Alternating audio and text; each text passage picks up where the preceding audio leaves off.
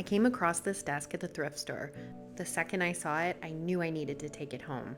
I just wanted to make it beautiful. It looks like somebody used this maybe as a craft desk, like to do their crafts or paint. It's very beat up. It's just, there's a lot of chips and I think, it was painted probably in latex paint, but there's a lot of chipping, so I'm definitely going to have to remove that paint. When I went outside, this is what it looked like. So I couldn't move the piece of furniture outside to sand or strip. So I'm going to have to do that in the house. First thing I tried to do was scrape it off. With all the mess that scraping with my carbide scraper made, I could not go through with it. So I ran to the Home Depot and I went and got more Citristrip. Citristrip is still a chemical. It's not super safe, but if you have a well-ventilated area, then you should be fine. So I did have to, I have a cross breeze coming in. I opened one window on one side of the room and the other window on the other side of the room. And I just used one of those sponge brushes that were kind of broken that I've used it 100 times. So I use that to apply it. And I opted for the Citristrip because for me, it's just so much easier than all that scraping. I don't know, I wanna like scraping, but I just don't. So once I apply the Citristrip, then I take some plastic wrap and I wrap everything up. And now I wait for like 45 minutes. And in the meantime, I start on the drawers. I take the hardware off of all the drawers. And then I grabbed my chisel, not my scraper, but just a chisel. And I started to carefully remove the paint from the trim on the drawers. I mean, my hand was light as a feather because if you press down when you're using a chisel, you'll go right through the wood and you'll start chiseling off the wood. So you have to be very careful. I don't know. I don't like my scraper. I don't know why. And the Citristrip, so I apply it to 2 of the drawers. I work in small sections and during the 45-minute wait time, I just go do something else. So I don't feel like I'm wasting much of my time. And I think at this point I've used Citristrip so much, so many times that I'm just used to it. So, it doesn't go as slow and it's not as messy for me because, I'm pretty experienced with it. The reason that I needed to strip the black paint off is because it wasn't a smooth finish.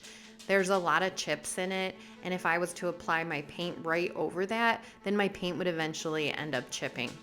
I want a nice smooth finish. I don't want it to be, there was a lot of paint and gunk and just stuff all over it. Your final outcome is only as good as your prep. So if what you're painting on the surface isn't nice and smooth, well, your finish is not going to be nice and smooth. So that's why I end up taking all the paint off. And of course, it makes this project a labor of love, I have to say. And then because I didn't want to use mineral spirits, I didn't want to use the afterwash because of the odors and the fumes, I used vinegar and water to clean the piece up. And again, it took a while. The cleanup from this took some time, but I just tried to enjoy myself and take my time and work in small sections. This project definitely took me a lot longer than I had originally thought it was going to take, but I think the outcome is worth it.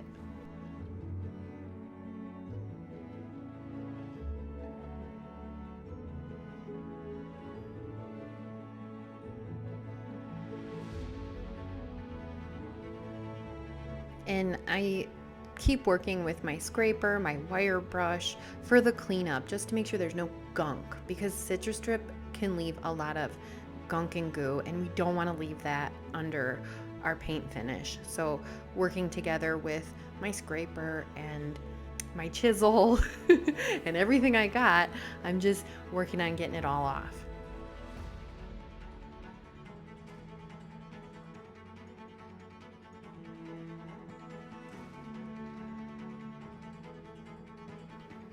Now I'm coming back the next day and I'm gonna do a wash of vinegar and water with, I think this is like a grout brush, tile and grout cleaning brush. They work really, really well for getting in all those little areas.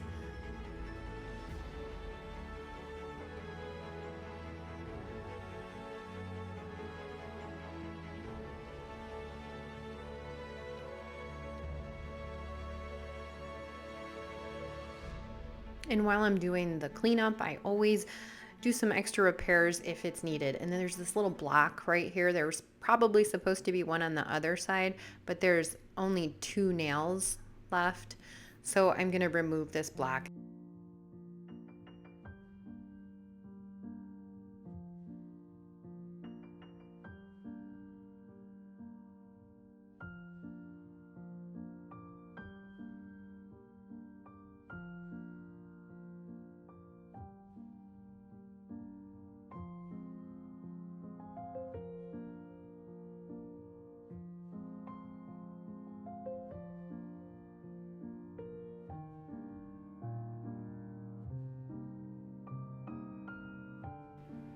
And now the top. At this point, I think that I'm going to paint the top. I'm going to prime it and then paint it. So I'm taking a 220 sanding pad and I'm just sanding everything nice and smooth. And I'm also using my scraper to make sure that there's no gook or anything. It's so cold out. That is why I didn't want to take it outside. With the wind, it's like -20 on this day. So I thought, no way could I go out there and sand. And I don't have like one of those vacuums attached to my sander. So I thought the best idea would be to paint it. So I add 2 coats of this bin, this Zinssers bin primer, which has shellac in it. And I just use my roller to apply it. And I wait like about an hour and then I apply my second coat.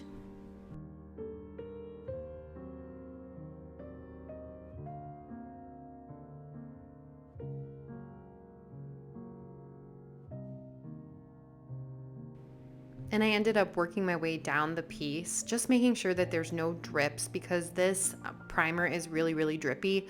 And if it dries as a drip, it'll stay a drip and you'll have a drip on your piece. So I always kind of go back and just make sure that I have no drips. But I'm applying this primer because this piece is definitely going to be a bleeder. And I don't want any tannins to show through my paint.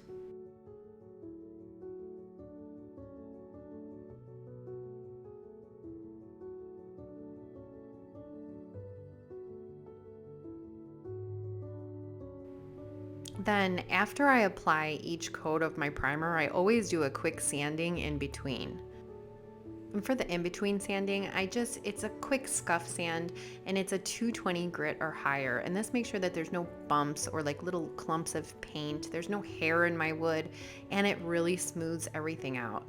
So I decide that I want to use these WoodUBends on just because I want this to be really pretty. And these add just such beauty.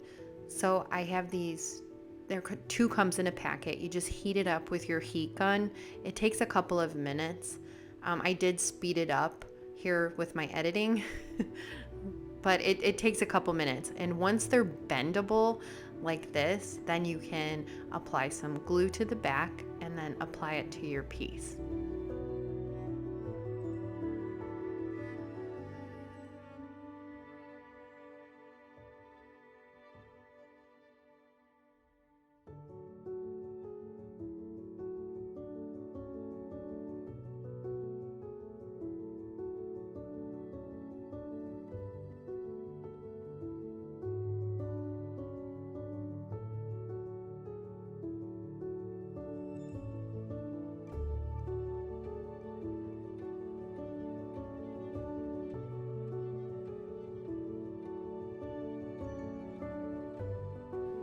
Once I have it on there, I just want to make sure everything is lined up because I'm going to put one on the other side too. So I want to, make sure everything's centered very nice. And then I just use my heat gun to heat it up a little bit more. I press down and it's pretty dry in a matter of minutes. Once it's fully dry, then I take my water mister and I give it a nice spray. I use a brush and I just wipe away all that excess glue. And then afterwards I could just wash my brush with some soap and water.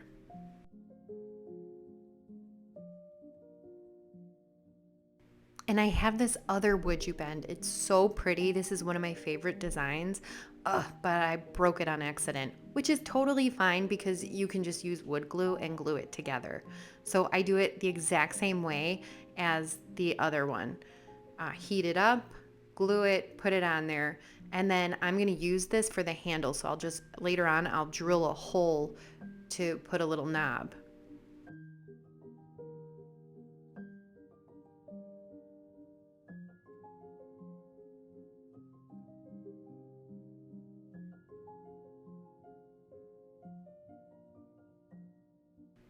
And I did not forget about those other nails. I did remove them.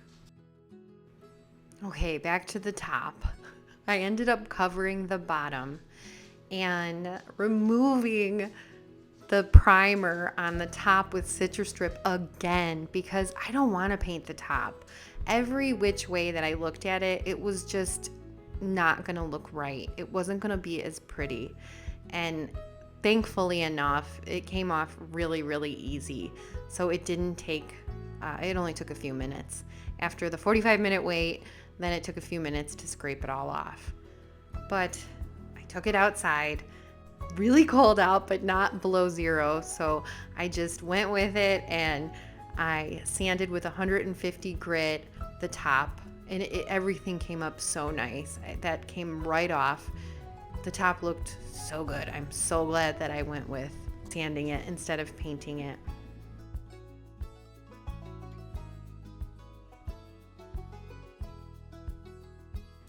I went with Dixie Bell's No Pain Gel Stain in Walnut to stain the top of the piece. I was going to do something light, but I thought because of the type of wood it is, I'm not even sure honestly what it is, but I believe it's one of the redwoods. I just thought that the warmer tone would look better with the wood grain.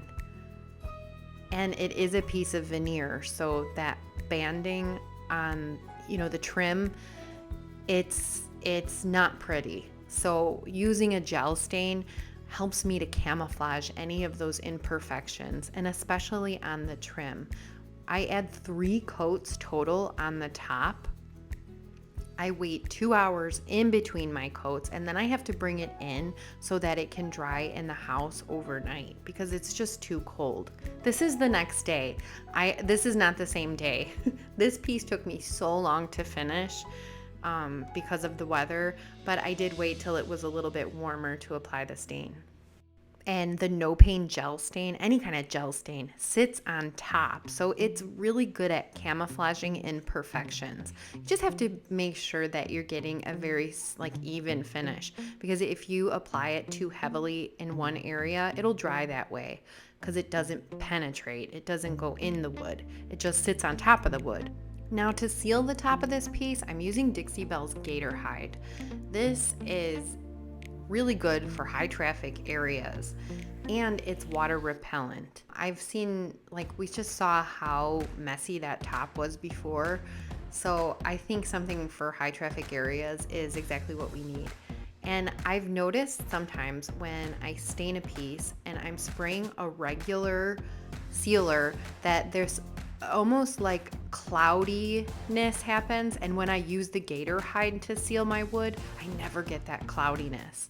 I always get just a really rich color from the stain. Here I'm sanding in between the coats of Gator Hide because sometimes it opens the grain of the wood and it makes it a little rough. So if you just do a sanding with a high grit in between the coats, it'll knock that off and be really smooth.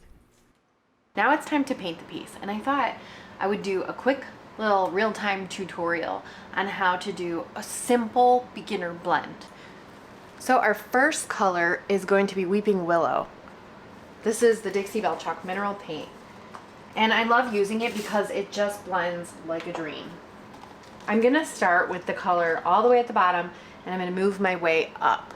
And keep in mind, this is my first coat. I always do 2 coats of paint, but I treat my first coat just like I'm gonna treat my second coat. Now I'm going to add a little bit to the side here. And I'm going to just do a little curve.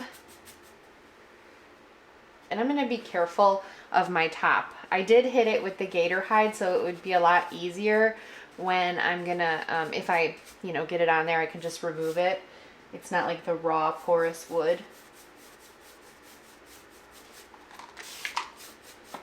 You can use your water mister because it makes the paint go such a long way.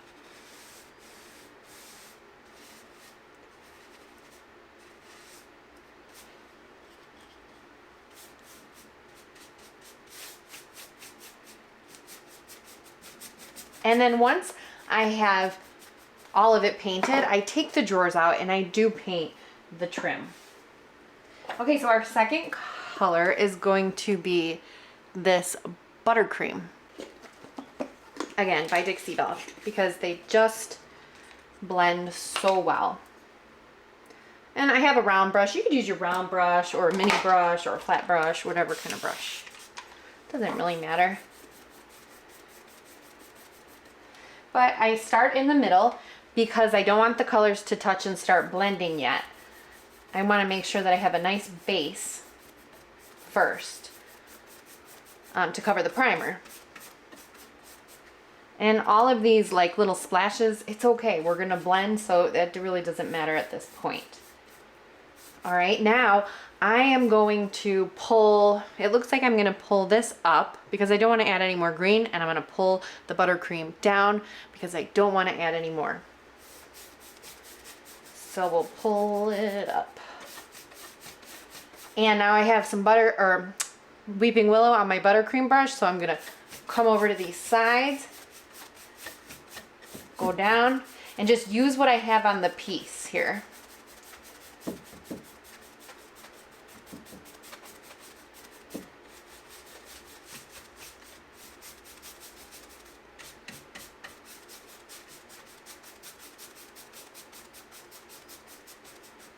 And the point of like highlighting this middle is it's going to highlight the hardware.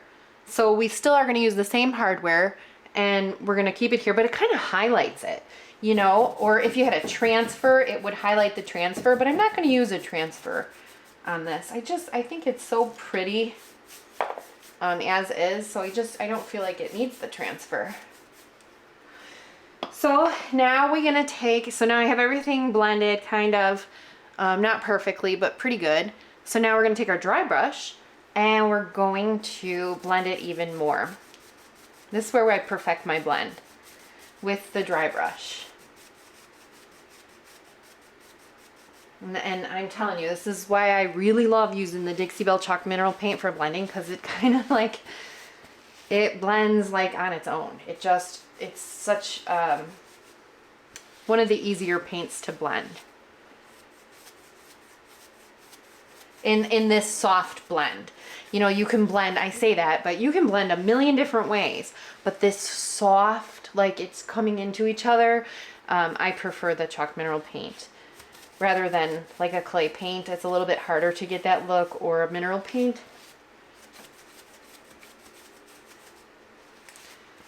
So that's it. And we could even pull this up a little bit if we wanted to. You know, come back with your weeping willow and your other brush here, buttercream. And then fix that side. And then blend that again. So just blend any harsh lines away. And that looks pretty good. Oh, you know, and then and then just touch your sides up if you get anything all over. But this is only, like I said, the first coat, so I still need to do a nice second coat. And I'm going to do it exactly the same way and just perfect.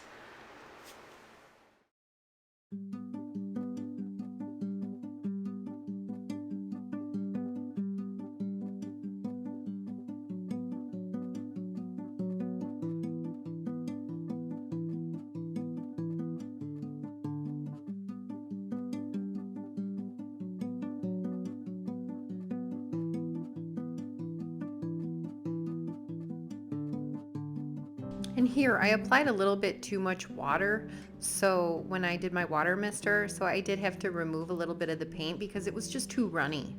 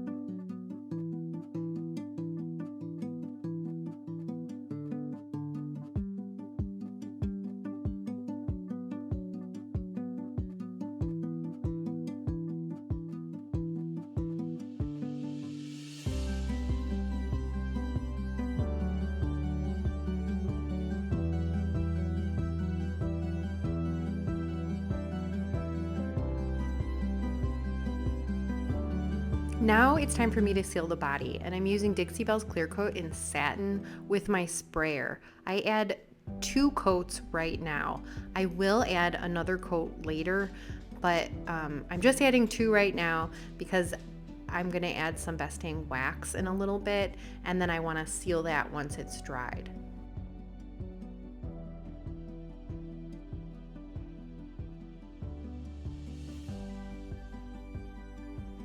And for the hardware, this hardware was really tarnished and dirty, so I'm using Barkeeper's Friend. I just splash a little bit of water on it, I cover it with Barkeeper's Friend, and then I wait like 20 minutes before using I have like a little scrubby soap that I clean my brushes with. I use that scrubby soap all the time. So I just use the scrubby soap and the little scrubber, and I scrub all the Barkeeper's Friend off of it. And this is plated, so I already know that some of that brass color is going to come off, but I also know that I'm going to use gilding wax. I just wanted to make sure that it looked really clean. And if I could get it lighter, I think the gilding wax will look better. Now I'm adding the Dixie Bell's Bestang wax in brown just to give a little bit of depth to the WoodUBends and to the drawer fronts. The Bestang wax I will only use for decorative finishes. I won't use it to seal my piece because I just don't feel like it lasts. But once you seal the Bestang wax, like if you're using it for the decorative finish, then it lasts. I have a piece of furniture that I probably painted 5 years ago. It looks exactly the same as it did the day that I painted it. So once you seal the Bestang wax, it lasts. Now I'm applying it with my brush, and then I'm just wiping it back with my rag until I like the way it looks. I just want there to be a little bit of shadow on the edges of the drawers.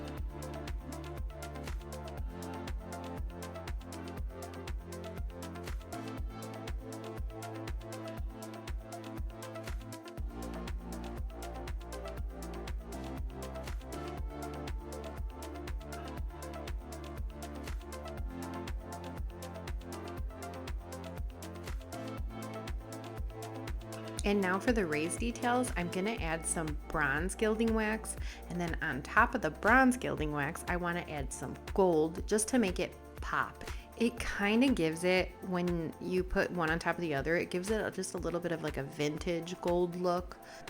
I think the bronze kind of tones it down a little tiny bit.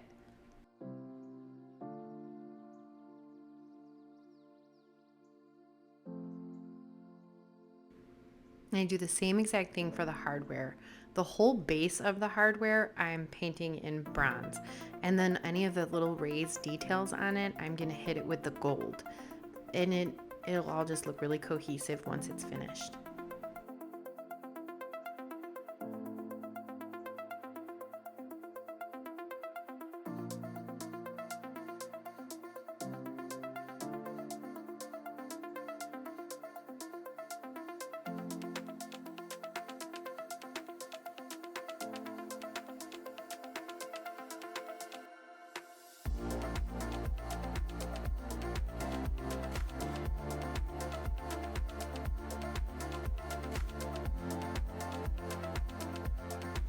Here's what it looked like when we first started, and here it is today.